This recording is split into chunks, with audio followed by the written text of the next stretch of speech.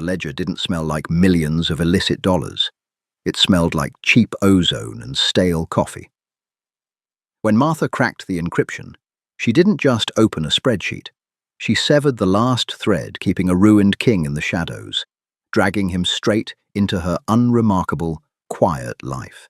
The motel room smelled of damp plaster and old grief.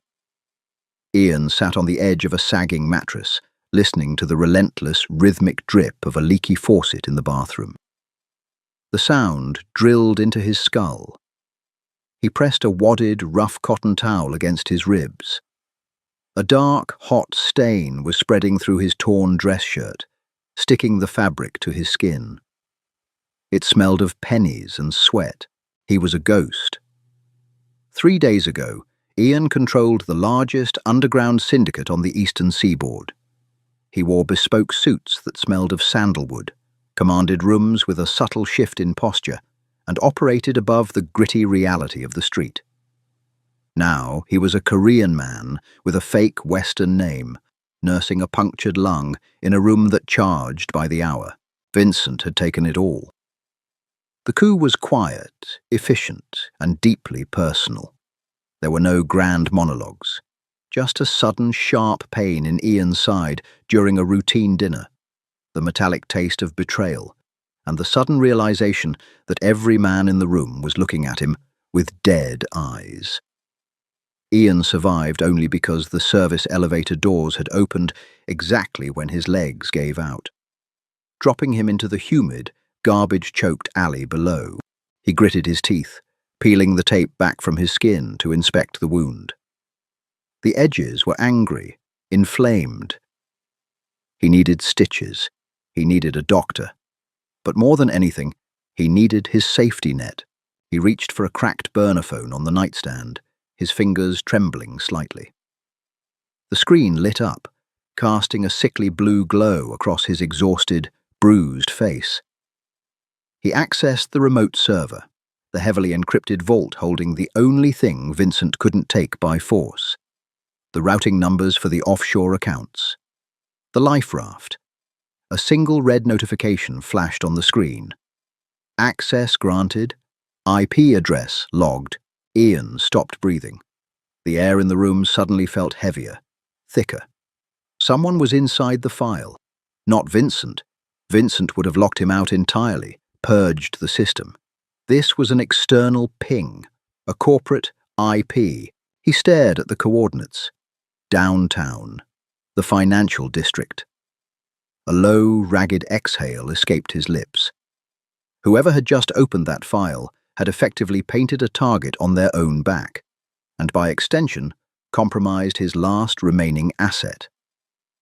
He shoved the phone into his pocket, grabbed a heavy woolen coat to hide the spreading wetness on his shirt, and forced himself to stand. His knees buckled slightly, but he caught himself against the peeling wallpaper. Miles away, the fluorescent lights of Davies and Webb accounting hummed with a mosquito-like whine. Martha rubbed the heels of her hands into her eyes until sparks bloomed in the darkness behind her eyelids. When she opened them, the spreadsheet on her dual monitors was still there. Still a mess. Her neck popped as she rolled her shoulders. It was 1:14 a.m. The sprawling open-plan office was dead silent, save for the hum of the HVAC unit pushing recycled dry air through the vents. The air tasted like printer toner and dust. Martha was exhausted. It was a marrow-deep fatigue that came from carrying other people's ledgers, fixing other people's messes, and smiling at wealthy partners who couldn't remember her last name. She was 29, black, brilliant with numbers, and completely invisible in the corporate hierarchy. She survived on cynical detachment and black coffee that tasted like burnt soil. She took a sip from her mug. Cold. Bitter. She swallowed it anyway. Her focus returned to the screen. The client file was labeled Apex Holdings. It was supposed to be a routine liquidation audit. Close the shell, scrub the margins, archive the data. But the numbers weren't lining up. There were phantom transfers, massive sums of capital bouncing through dummy corporations in the Caymans, then vanishing into a void. Out of sheer irritation, she had dug deeper. She hated unsolved puzzles. She hated sloppy math. Using a backdoor script she had written in college, she bypassed the secondary firewall on the Apex server just to see where the missing integers went. The screen blinked. A hidden directory expanded. Martha leaned in, her chair squeaking sharply in the quiet office. This wasn't a tax dodge. This was a shadow economy. Rows upon rows of data filled the screen. Extortion payouts, bribes listed under consulting fees. Weapons logistics veiled as freight transit. It was a meticulously organized, terrifyingly vast network of illicit wealth. Her stomach performed a slow, sickening roll. A sudden sweat broke out across the back of her neck, making her collar stick to her skin. She wasn't naive. She knew her firm handled shady clients. But this was different. The sheer scale of it was suffocating. She reached for her mouse, her fingers clumsy and thick. She needed to close it. She needed to wipe her search history, shut down the terminal, and walk out of the building. Before her cursor could reach the corner of the window, the network icon on her taskbar flickered. A small progress bar appeared. Remote wipe initiated. File purging. Someone was burning the house down, and they knew she was standing inside it. Martha froze. Her pulse pounded in her throat, a heavy, choking rhythm. She didn't think. Instinct took over. She grabbed a USB drive from her drawer, jammed it into the port, and started dragging the core ledger files over. If she was caught in the middle of a corporate crime syndicate's meltdown, she needed leverage. She needed proof she wasn't the architect. The transfer bar crawled. 80%, 89%, 95%, complete. She yanked the drive out, the metal casing warm against her palm, and dropped it into her purse. She grabbed her coat, the wool rough against her damp skin. A soft chime echoed from the elevator bank down the hall. The elevator doors parted with a quiet, expensive shh. Ian stepped onto the plush, slate-grey carpet of the 42nd floor. The silence of the corporate suite was oppressive. It smelled of industrial floor cleaner and expensive leather. Every step was a negotiation with gravity. His left side was on fire, a deep, tearing agony that radiated from his ribs to his collarbone. He kept his right hand buried in his coat pocket, resting on the cold grip of a compact pistol. He didn't want to use it. He was operating on fumes, running entirely on adrenaline and the bitter refusal to die quietly. He navigated the maze of frosted glass cubicles, following the faint blue glow of a single active monitor in the northwest corner. As he turned the corner, he saw her. She was shoving a scarf into a leather tote bag. Her movements were jerky, frantic. She was tall, her dark hair pulled back into a messy knot, a deep brown complexion washed out by the harsh glare of the monitor. Ian stepped into the opening of the cubicle. "Put the bag on the desk." His voice was a rasp, stripped of its usual smooth authority. It sounded like gravel scraping over concrete. Martha gasped, stumbling backward. Her hip caught the edge of the heavy mahogany desk, sending a ceramic pen holder crashing to the floor. The sound was deafening. She stared at him. He didn't look like a corporate cleaner. He looked like a wreck. His wet hair plastered to his forehead, his face pale and drawn. A dark, heavy coat that hung awkwardly on his frame. But his eyes were flat, dark, and terrifyingly calm. "Who are you?" she demanded, her voice shaking but surprisingly loud. She didn't cower. She reached behind her, her hand blindly searching the desk. "I'm the man whose life you just downloaded into your purse," Ian said, taking a step forward. He swayed slightly, catching the cubicle wall to steady himself. A sharp hiss of pain escaped his lips. Martha's fingers found the heavy brass base of a tape dispenser. "I don't know what you're talking about. I'm calling security." "Security has been offline for 10 minutes, Ian said, his breathing shallow. "Listen to me. The people who are currently hunting me monitor that mainframe. You triggered their alarm when you bypassed the firewall. They aren't going to fire you. They are going to erase you." "Bullshit," Martha snapped. She gripped the brass dispenser, her knuckles turning ashy. "Back away from the desk." Ian sighed, a wet, rattling sound. He was losing patience, and his vision was beginning to blur at the edges. "I don't have time to argue with an accountant." He lunged forward, moving faster than a wounded man should. He reached for her bag. Martha didn't scream. She swung. The heavy brass dispenser clipped his shoulder with a sickening thud. Ian grunted, staggering backward. The impact reverberated through his ribs, tearing the wound wider. Warmth flooded down his side. His knees betrayed him, and he collapsed heavily against the filing cabinet, sliding down until he hit the floor. He squeezed his eyes shut, trying to fight off the suffocating wave of nausea. Martha stood over him, chest heaving, the tape dispenser still raised. She watched as his coat fell open. The side of his white shirt was soaked in a dark, spreading wetness. He wasn't just hurt, he was hemorrhaging. "Oh my God," she whispered, the anger draining out of her, replaced by a cold, creeping horror. "You're dying." "Not tonight," Ian wheezed, forcing his eyes open. He looked up at her, a bitter smirk tugging at the corner of his mouth. "You have a decent right hook. I need to call an ambulance. If you make a call, we both die right here." Ian grabbed the edge of the desk, pulling himself up. His knuckles were white. "They are coming. Vincent's men.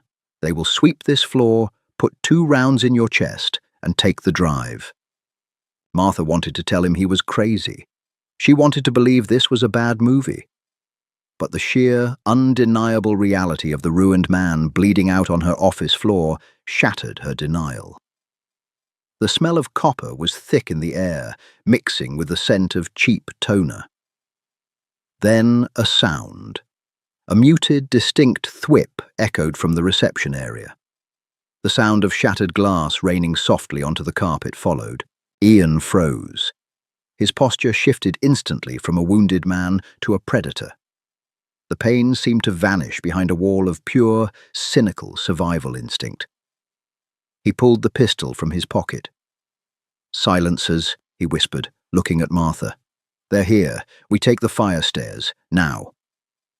Martha didn't argue. The reality of the situation crashed down on her like a physical weight. She grabbed her tote bag, her fingers slipping slightly on the leather straps due to the cold sweat on her palms. "Walk behind me," Ian commanded, his voice dropping to a barely audible whisper. They moved out of the cubicle, keeping low. The office, usually a place of mundane irritation, had transformed into a labyrinth of shadows and cover. Martha's heart hammered against her ribs, a frantic bird trapped in her chest. She could smell the rain on his coat, mixed with the sharp, acidic tang of his injury. They reached the heavy steel door of the stairwell just as a flashlight beam swept across the ceiling behind them. Ian pushed the crash bar. The door opened with a heavy, metallic groan. He shoved Martha through and slipped in after her, letting the door click shut just as a rapid series of thwip, thwip, thwip sounds chewed into the drywall where they had been standing a second before. The stairwell was cold, illuminated by harsh, caged bulbs. The air tasted of concrete dust and rust.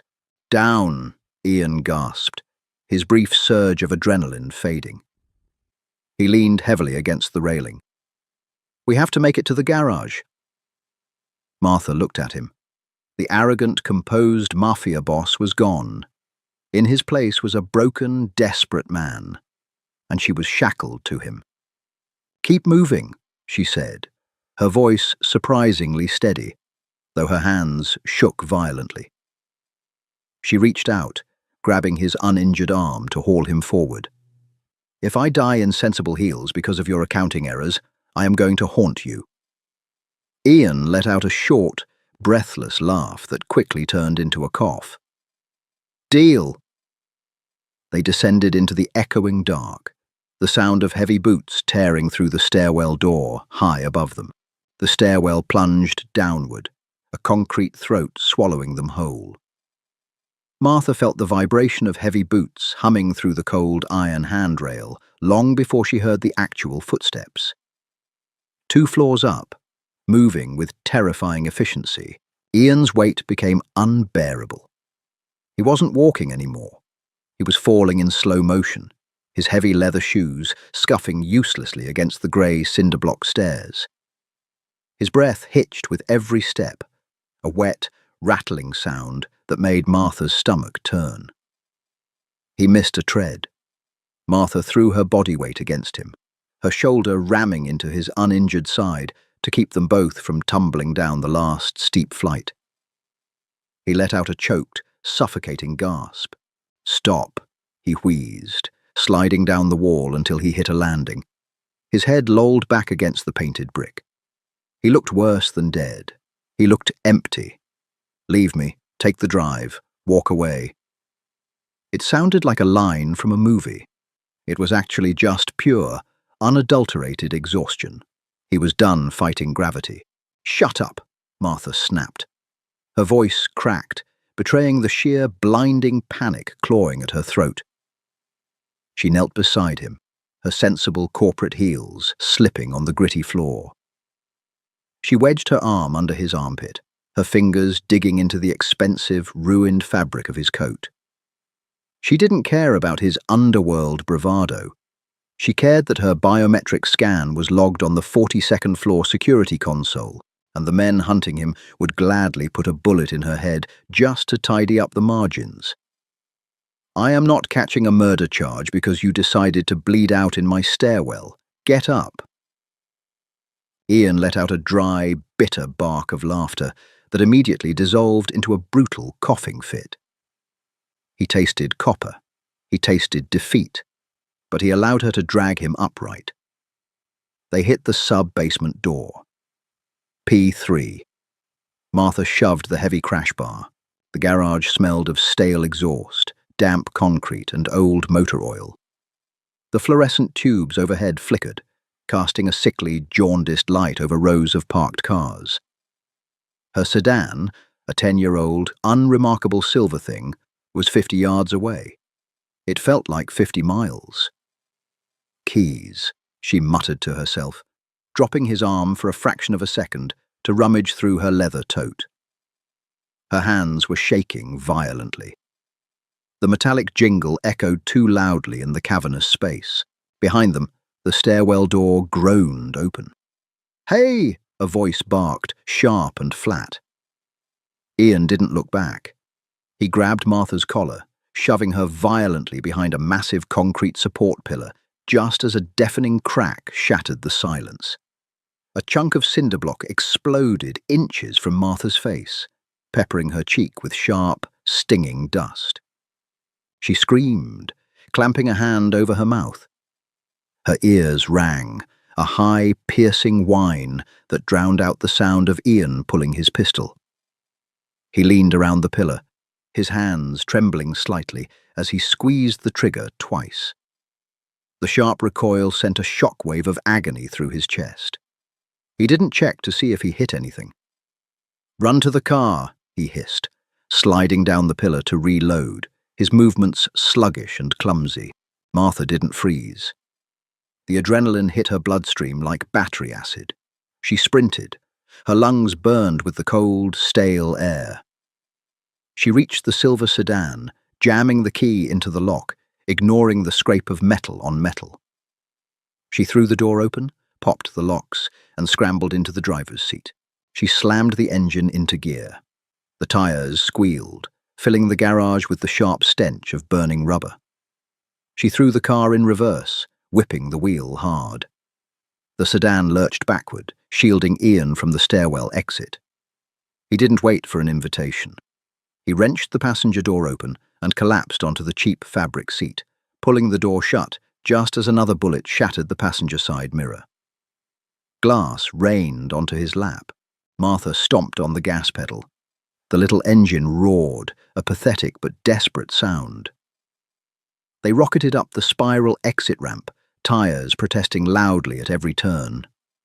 She smashed through the wooden barrier of the automated toll gate, the fractured wood screeching over the roof of the car. They hit the damp, rain-slicked asphalt of the street. The city was a blur of neon streetlights and dark, empty storefronts. Martha drove erratically, her chest heaving, tears of pure terror pricking her eyes. She checked the rearview mirror every 3 seconds. No headlights were following. Not yet. Beside her, Ian was fading. His head rested against the cool glass of the window. His skin was the color of old ash. The dark stain on his coat had spread, soaking into the upholstery of her passenger seat. "Where are we going?" he slurred, his eyes half closed. "I manage real estate assets for the firm," Martha said, her voice tight, robotic. She was reciting facts to keep from breaking down. "There's a commercial foreclosure in the warehouse district. Power is on, but it's off the grid. No one checks it." "Smart," Ian whispered. A faint, cynical smile touched his grey lips. "An accountant, stealing a Mafia ledger and hiding out in a foreclosed property. Vincent is going to hate you." "I don't care about Vincent." Martha gripped the steering wheel until her knuckles turned white. "I care about the blood soaking into my upholstery. Don't die in my car, Ian." He didn't answer. He had finally passed out. The warehouse office smelled of sawdust, rat droppings, and abandoned dreams. A single bare bulb hung from the ceiling, casting harsh, jagged shadows across the peeling linoleum floor. Martha knelt on the floor, surrounded by the contents of a cheap corner store run. Rubbing alcohol, gauze, a roll of silver duct tape, and a bottle of bottom-shelf vodka. She wasn't a nurse. She wasn't a hero.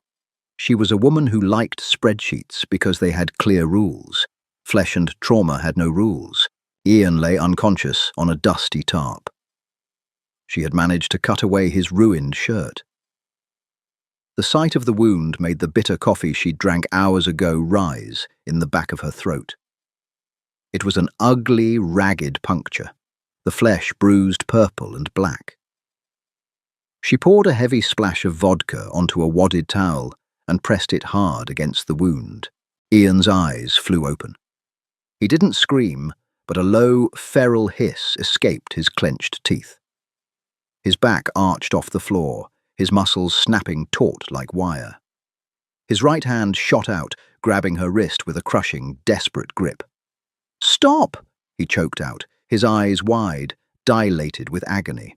"Hold still, damn it!" Martha shot back, her own voice shaking. She didn't pull her arm away, despite the bruising pressure of his fingers. "The bullet passed through. You have an exit wound, but it's filthy. If I don't clean it, the infection will kill you before your friends do." Ian stared at her, his breathing shallow and rapid. He saw the sheer terror in her dark eyes, masked only slightly by a furious, stubborn determination. He slowly released her wrist, letting his arm drop heavily to the tarp. "Do it," he breathed, closing his eyes. It was butchery. She poured the rubbing alcohol, packed the gauze with clumsy, trembling fingers, and bound his chest tightly with the duct tape. Every shift of his body elicited a fresh wave of agony, but he remained silent, swallowing the pain. When she was finished, Martha sat back on her heels. Her hands were sticky with his blood. She felt hollowed out, stripped of everything that made her feel normal. She grabbed the half-empty vodka bottle, uncapped it, and took a burning swig. She coughed, wiping her mouth with the back of her wrist. Hours passed. The deep, impenetrable black of the night began to thin, bleeding into the dull, bruised grey of early dawn. The rain outside had stopped, leaving behind a profound, dripping silence. Ian woke to the sound of rapid, rhythmic tapping. He turned his head, wincing as the duct tape pulled tightly against his skin. The fever had broken, leaving him weak, hollow, and incredibly thirsty. Across the room, sitting on an overturned milk crate, was Martha. Her laptop was open, resting on a dusty wooden pallet. The harsh blue light of the screen illuminated her exhausted face. She had wiped the dirt from her cheeks, but she looked 10 years older than she had the night before. Ian propped himself up on his elbow. The pain was a dull, heavy anchor in his ribs. "You didn't run," he said, his voice a gravelly rasp. Martha stopped typing. She didn't look at him immediately. She stared at the screen for a long, agonizing moment. "I couldn't," she said, finally turning to face him. Her tone was completely devoid of emotion. It was the tone she used when presenting quarterly losses to senior partners. "I ran the decryption protocols on the drive I took from the server. You weren't lying." "I rarely lie about my own money," Ian said, shifting his weight. "Did you find the offshore routing numbers?" "I found everything." Martha stood up, closing the laptop with a sharp, definitive click. She walked over to him, looking down at the ruined Mafia boss sitting on a dirty tarp. "Extortion rings, political bribes, the dummy corporations in shell countries. I found the architecture of your entire syndicate, Mr. Hayes." Ian's eyes narrowed slightly. The dynamic in the room had shifted, subtly but violently. The air felt thin. "It's not mine anymore. Vincent holds the physical assets. He holds the men. He holds the territory." "But Vincent doesn't hold the liquid capital," Martha countered, her voice steadying. "I traced the digital footprint. He froze you out of the local accounts, but the primary Cayman funds require a dual-key decryption. He has half. The other half was on that server." Ian remained silent. He knew exactly what was on that server. It was his insurance policy. "So," Martha continued, crossing her arms over her chest to stop them from trembling, "Vincent has an empire he can't fund. You have the funds, but you're bleeding out in a warehouse. You are both useless without this drive." Ian let out a slow, careful breath. The cynical amusement returned, cutting through his exhaustion. He looked at the sensible, invisible accountant who had just hijacked his life raft. "What did you do, Martha?" he asked softly. "I reformatted the data," she said flatly. "I changed the encryption algorithms. I transferred the keys to a decentralized cloud server. And then I wiped the USB." Ian stared at her. The silence in the dusty room was absolute. If she was telling the truth, she had just locked Vincent out entirely.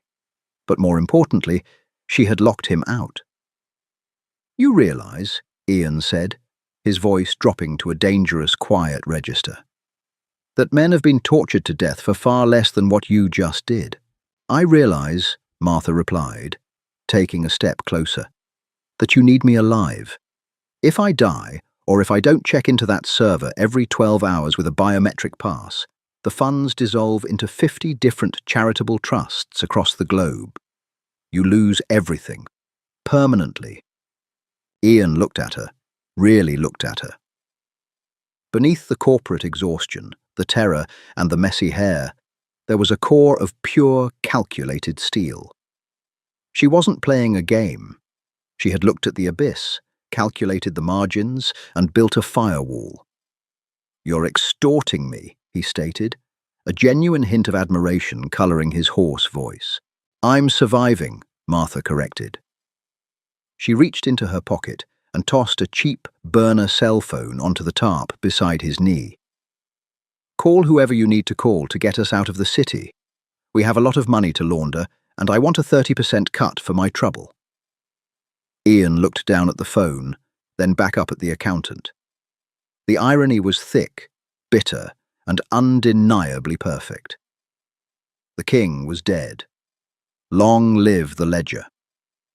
He reached for the phone. 30% is robbery. Consider it an audit fee, Martha said, turning her back to him to pack up her laptop.